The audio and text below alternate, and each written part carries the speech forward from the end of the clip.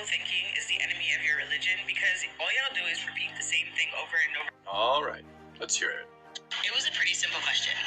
Why are these people here when he knew how they would use their free will? And it's a pretty simple answer. Even though God knows, it is still morally significant that we get to choose. In a similar way, it's like how parents know that before they have children, their children will make bad choices. But that therefore doesn't make it wrong to have children. Its common response to this is, but, oh, God is all-powerful. He could create a world in which everyone freely chooses the good. But first off, it is at least possible that in every world God could create, not everyone freely chooses the good. And it's a logical contradiction, or in other words, gibberish, to have the power to force someone to do something freely. Secondly, there may be worlds in which everyone freely chooses the good, but they have a number of overriding deficiencies. For example, it may be that these worlds only have 2 or 3 people. Why should God prefer that world? We have the burden to answer why the bad choices of some people should prevent the existence of all people. Why should the blessedness and joy of those who freely choose the good be prevented by those who do not? And lastly, I'd like to address the fundamentals. Your simple question is a question.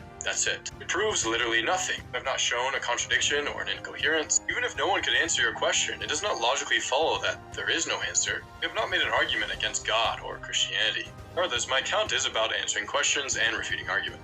Free will doesn't answer that question because you don't have the free will of whether or not you want to be created. He doesn't ask you, do you want to be created? It's completely irrelevant to whether we have free will. No one asked to be created by their parents. Does that mean, therefore, everyone is free from the responsibility and consequences of their actions? Of course not. We have freedom to choose whenever we are created. Or are you arguing that it is wrong for God to create people without asking? If so, you would have to prove 1, that there's no greater good that comes out of their existence, and 2, it would have been better if they had never existed. Do you think it is wrong to have children because you didn't ask? Do you think it is wrong for an EMT to revive someone because they didn't ask? I think you get the point by now.